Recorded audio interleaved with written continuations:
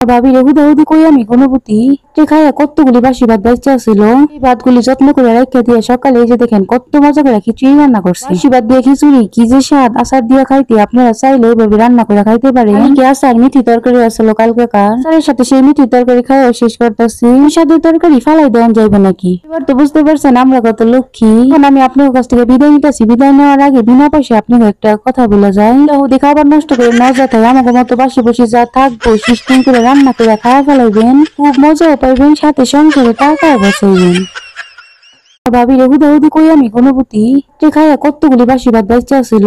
এই ভাতগুলি যত্ন করে রেখে দিয়ে সকালে এই যে দেখেন কত মজা করে খিচুড়ি রান্না করছে। বাসি ভাত দিয়ে খিচুড়ি কি যে স্বাদ, আচার দিয়ে খাইতে আপনারা চাইলে এইভাবে রান্না করে খাইতে পারেন। কি আচার মিঠি তরকারি আসলো কালকেকার, আচারের সাথে সেই মিঠি তরকারি খাওয়া শেষ করতেছি। স্বাদের তরকারি ফালাই দেওয়া যাইবে নাকি? এবার তো বুঝতে পারছেন আমরা কত লক্ষ্মী। এখন আমি আপনার কাছ থেকে বিদায় নিতেছি। বিদায় নেওয়ার আগে বিনা পয়সা আপনাকে একটা কথা বলে যায়, হুদি খাবার নষ্ট করে মজা থাকে আমাকে মতো বাসি বসে যা থাকবো সিস্টেম করে রান্না করে খাওয়া ফেলাইবেন, খুব মজাও পাইবেন, সাথে সংসারে টাকা বাঁচাইবেন।